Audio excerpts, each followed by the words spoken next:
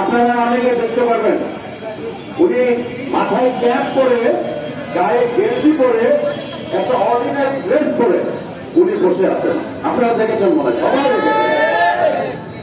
উনি নিজেকে শ্রমিক বলে পরিচয় দিতে গর্ববোধ করতেন।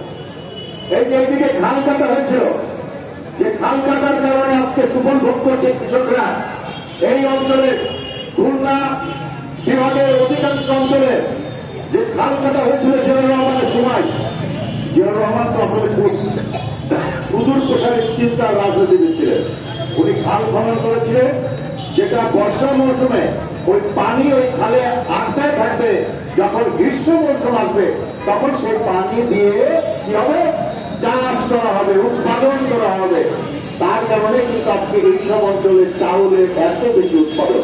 এটা কিন্তু সম্পূর্ণ আমাদের জিয়াউর রহমানের অবদান। দেশে জিয়াউর রহমান নিজেকে শ্রমিক করতেন।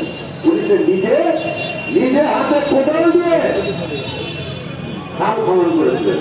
বাংলাদেশের কোন রাষ্ট্রপতি আছে যিনি হাতে কোদাল নিয়ে কৃষকের দেশে, শ্রমিকের দেশে, শ্রমিক সেজে, কৃষক সেজে, কৃষকের নাই, শ্রমিকের নাই, জনগণের পাশে দাঁড়িয়েছেন? এমন কোন রাষ্ট্রপতি আছে ভাই?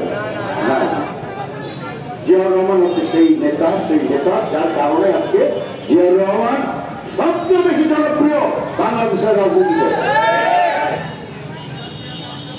প্রিয় বন্ধুরা আমার, আজকে এই শ্রমিক দিবসে কয়েকজন নেতার নাম যদি আমি না নিই তাহলে আজকের এই আলোচনা সভাটা অপূর্ণ ছিল।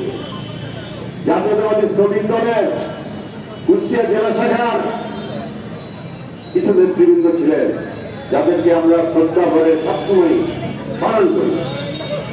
আমাদের আকিল চাচা সাধারণ সম্পাদক ছিলেন।